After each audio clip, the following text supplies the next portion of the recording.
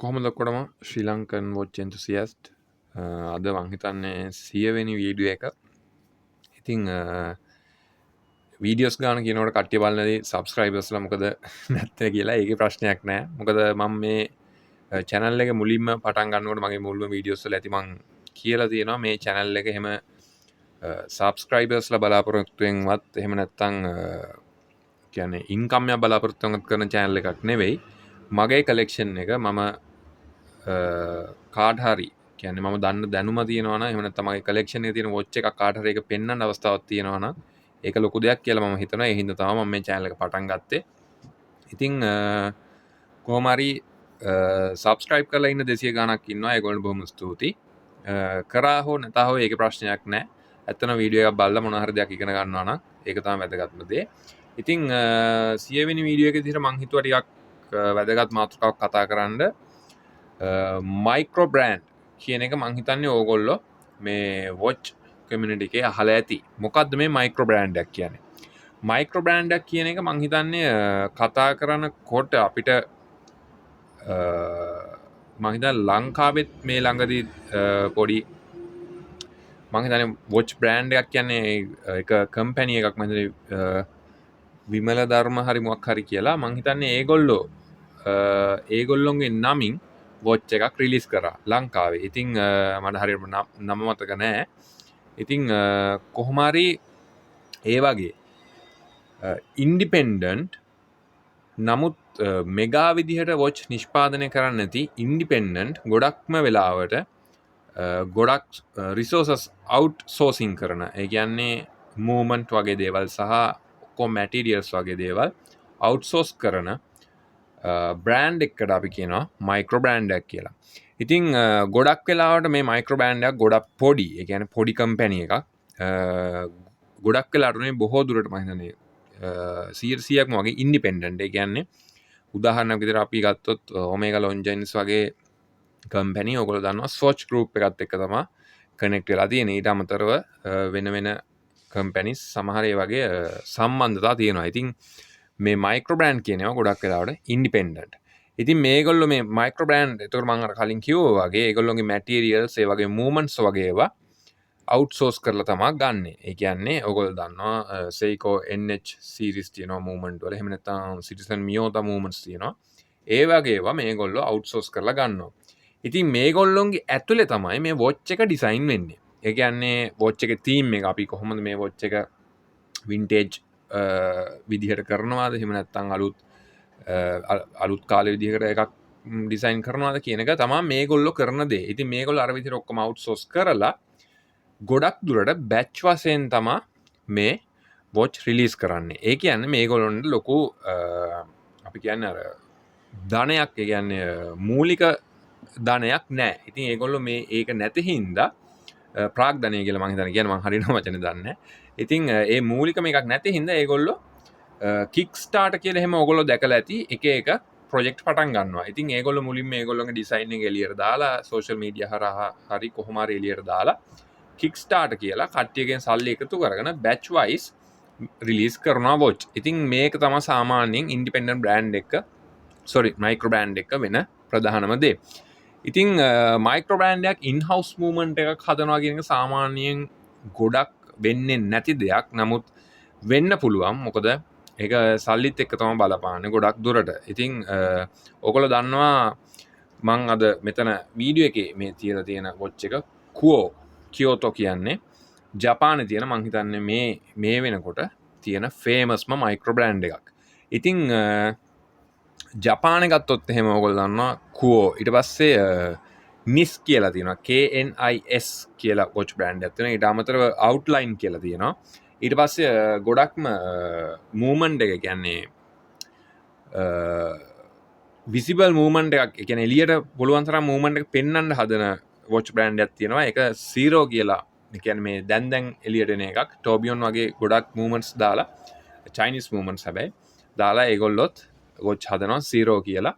ඉතින් ඊට අමතරව ස්විස් වලත් තියෙනවා ගොඩක් මයික්‍රෝ බ්‍රෑන්ඩ්. ඔයගොල්ලෝ අහලා ෆෝමෙක්ස් ඊට පස්සේ ගත්තොත් නිවාඩා ග්‍රින්චන් කියලා එකක් තියෙනවා. ඒ නිවාඩා ග්‍රින්චන් කියන එක ඇත්තටම ඉස්සර ගොඩක් පරණ බ්‍රෑන්ඩ් එකක්. නමුත් කාලයක් එක්ක එනකොට ඔයගොල්ලෝ දන්නවා ක්වාර්ට්ස් ක්‍රයිසිස් කියලා කියනවා. ක්වාර්ට්ස් ක්‍රයිසිස් කියන්නේ සේකෝ එකෙන් ක්වාර්ට්ස් මූවමන්ට් හොයාගත්තට පස්සේ මේ ඔටෝමැටික් ඒ වගේ මැකැනිකල් මූවමන්ට්ස් වල තිබ්බ තැන නැති වෙනවා. ඉතින් ඒ වගේ හින්දා අර වගේ තිබ්බ පරණ කම්පැනිස් ගොඩක් කඩන් වැටෙනවා. ඒකට අපි කියනවා ක්වාර්ට්ස් ක්‍රයිසිස් කියලා. ඉතින් කොහොම හරි ඒ වගේ නිවාඩා ග්‍රින්චන් කියන බ්‍රෑන්ඩ් එක ටික ටික ඇවිල්ලා ඒක නැති වෙලා ගිහිල්ලා ආයෙ 2000 ගණන් වලදී පොඩි ගෲප් එකක් එකතු වෙලා ආයෙත් අලුත් විදිහකට රිසෝසස් අවුට්සෝස් කරගෙන කියන්නේ පිටින් අරගෙන ඒගොල්ලෝ ගොඩනගලා හදන්න ගන්නවා. ඉතින් ඒව තමයි සාමාන්‍ය මයික්‍රෝ බ්‍රෑන්ඩ් එකක් කියන්නේ. ඉතින් අද තියෙන වොච් එක ගැන අපි කතා කරමු. Quo. මං හිතන්නේ මේ වොච් එක Quo වල සාමාන්‍යයෙන් ඕගොල්ලෝ මේ වෙලාවේ ගන්න නැති වොච් එකක්. ඒකට හේතුව තමයි මේක ලිමිටඩ් එඩිෂන් එකක්. ඉතින් මම වොච් එක පෙන්වන්න කලින් මං හිතනවා මං ඒකේ බොක්ස් එක පෙන්වුවොත් හොඳයි කියලා. මේ වොච් එක ගොඩක්ම විශේෂ වෙන්න හේතුවක් තියෙනවා. මේ වොච් එක මේ Quo කියන මයික්‍රෝ බ්‍රෑන්ඩ් එක පටන්ගෙන හරියටම අවුරුදු 5කින් රිලීස් කරපු වොච් එකක්. ඉතින් මේ වොච් එකේ මේ ෂේප් එක තියෙන වොච් රිලීස් කරේ 50ක් විතරයි. ඒ කියන්නේ මුළු ලෝකෙටම තියෙන්නේ 50ක් විතරයි. නමුත් මේ වොච් එකේම ඔයගොල්ලන්ට පේනවා මේ පැන්ඩා ඩයල් එක නැතුව මේ ඇතුලේ තියෙන සබ් ඩයල් දෙක වයිට් කලර් එකෙන් එන වොච් 50කුත් මේගොල්ලෝ රිලීස් කරා. එතකොට මේ 5th ඇනිවර්සරි එකට මේගොල්ලෝ මේ වගේ වොච් 100ක් රිලීස් කරා. ඉතින් ඒකට හොඳම උදාහරණය තමයි මෙතන ඔයගොල්ලන්ට දැක ගන්න පුළුවන් වෙයි කවුන්ට් එක දාලා තියෙනවා මේ වොච් එක 100න් 37 වෙනි වොච් එක. ඔයගොල්ලෝ මේ යට පැත්තේ පේනවා ඇති 100න් 37 වෙනි වොච් එක. ඉතින් මේ තියෙන්නේ බොක්ස් එක ඔයගොල්ලන්ට පේනවා ඇති. ඉතින් මේ බොක්ස් එක බැම්බුස් වලින් තමයි හදලා තියෙන්නේ. බැම්බු කියන්නේ උණ බම්බු වලින්. ඉතින් ගොඩක්ම ඩොමෙස්ටික් මාකට් එකට තමයි මේගොල්ලෝ මේක රිලීස් කරේ. පොඩි මම හිතන්නේ රෙදි කැල්ලක් එනවා. මම හිතන්නේ මයික්‍රෝ ක්ලොත් එකක්. ඊට පස්සේ පොඩි ලීෆ්ලට් එකක් එනවා. මම හිතන්නේ විස්තර තියෙන සාමාන්‍ය වොච් එක පරිස්සම් කරන්න ඕන හැටි. ඉන්ස්ට්‍රක්ෂන් මැනුවල් එකක්. මේ වොච් එකට අපි කියනවා රොයල් ස්මිත් කියලා. ඉතින් ඊට අමතර විශේෂ දෙයක් තියෙනවා. මේ වොච් එක වෙනුවෙන්ම මේ Quo එක නිෂ්පාදනය කරපු ස්ට්‍රැප් දෙකක් මේ ස්ට්‍රැප් හදලා තියෙන්නේ අශ්ව හම් වලින්. ඉතින් ඒක පොඩ්ඩක් විශේෂයි. ඉතින්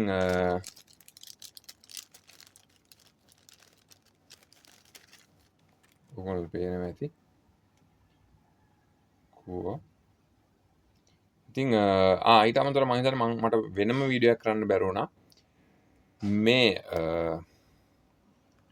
quick release spring bars මෙන්න මේකට තමයි quick release spring bar කියන්නේ. ඔයගොල්ලෝ දන්නවා spring bar එකක් තියෙන්නේ සාමාන්‍යයෙන් strap එක lug එකට set කරන්න. ඉතින් මේ quick release spring bar එකෙන් පුළුවන් මේ විදිහට මේක පස්සට කරලා lug එකට ලේසියෙන්ම දාන්න. ඉතින් අපිට අර පොඩි tool එකක් තියෙනවා. ඒ tool එක ඕන වෙන්නේ නැහැ. අපිට නිකන් ඇඟිලි වලින්ම දාන්න පුළුවන්. ඉතින් මේ තියෙන්නේ අශ්වහම් වලින් හදපු ඒ leather strap. මම හිතන්නේ මේවා මේකට විතරයි එක්ස්ක්ලූසිව්. ඒ කියන්නේ මේ watch එකට විතරයි මේගොල්ලෝ දුන්නේ. එතනින් එහාට මේක මම හිතන්නේ මේගොල්ලෝගේ shop එකේ ගන්නවා නම් ටිකක් සාමාන්‍ය මම හිතන්නේ price එකෙන් වැඩි. ඉතින් කොහොම වුණත් මේ watch එකේම මේ Quo watch එකේම එක මේ Royal Smith කියන watch එක මං හිතන්නේ මේ කලයකින් නැතුව සාමාන්‍යයෙන් වුණත් ඒගොල්ලන්ගේ වෙබ්සයිට් එකට ගියාම සාමාන්‍ය සිල්වර් කලයකින් කියන්නේ ස්ටේන්ලස් ස්ටීල් කේස් එකත් එක්ක එන සිල්වර් කලයකින් ඕගොල්ලන්ට ගන්න පුළුවන්. ඉතින් සාමාන්‍යයෙන් මං හිතන්නේ ලක්ෂ 2.5 3ක් අතර ගාණක් මං හිතන්නේ ඒකේ ප්‍රයිස් එක. ඉතින් ටැක්ස් එක එහෙම එකතු වුණාම කොහොම වෙයිද කියන්නම් හරියටම කියන්න බෑ. ඉතින් කොහොම හරි ඒක තමයි ප්‍රයිස් ටැග් එක. එහෙනම් ඉතින් වොච් එක ගැන අපි පොඩ්ඩක් කතා කරමු. මං හිතන්නේ වීඩියෝ දෙකකට මං හිතන්නේ ගන්න වෙනවා. ඉතින් විනාඩි 9ක් ගියා. මම ඊළඟ වීඩියෝ එකකින් මේ වොච් එක ගැන ඕගොල්ලන්ට කියන්නම්.